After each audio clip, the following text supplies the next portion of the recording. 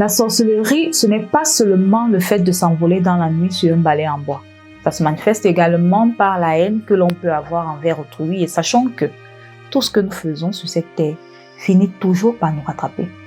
C'est l'histoire d'une jeune Camerounaise qui a grandi dans un foyer polygamique. Écoutons son histoire.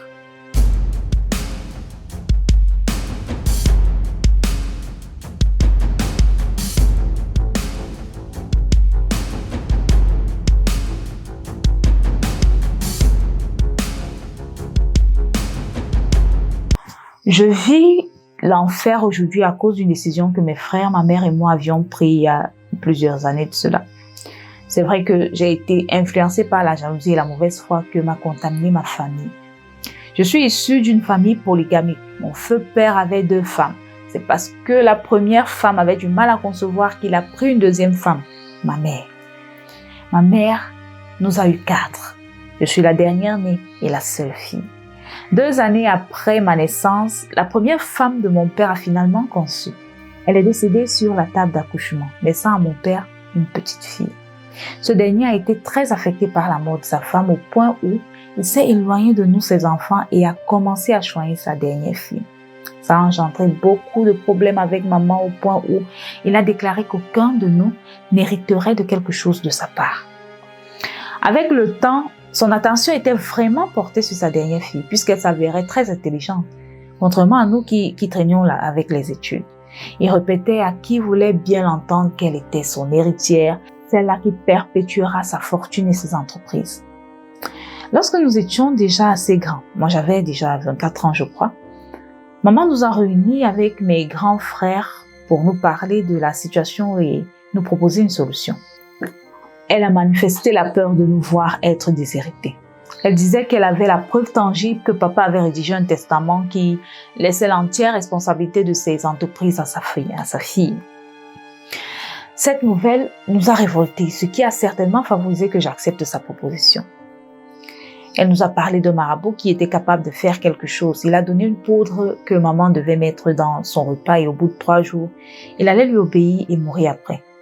Maman l'a donc amené à modifier son testament et 1 mois après, le produit l'a tué. Après la mort de papa, maman qui avait déjà la haine contre ma petite sœur en a profité pour l'évincer.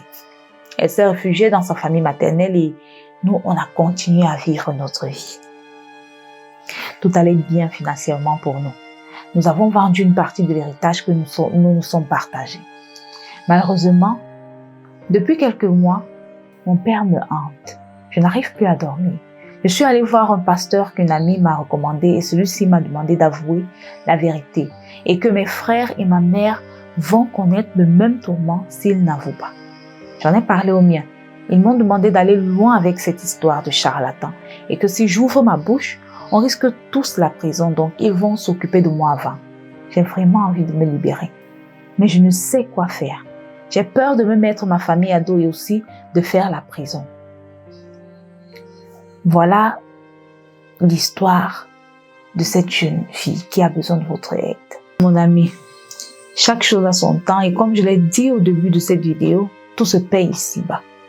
Il est vrai que le tort revient au défunt père car il a eu une préférence sur ses enfants et ne l'a pas caché. Mais cela ne justifie pas l'acte que vous allez poser.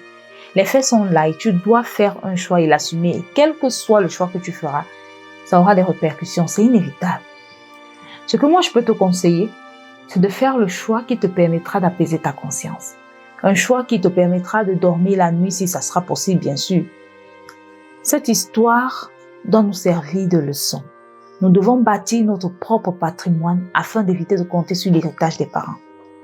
Et toi, quel est le conseil que tu peux donner à notre amie? Tu peux l'écrire en commentaire car elle te lit. Rendez-vous demain pour une nouvelle histoire réelle et terrifiante.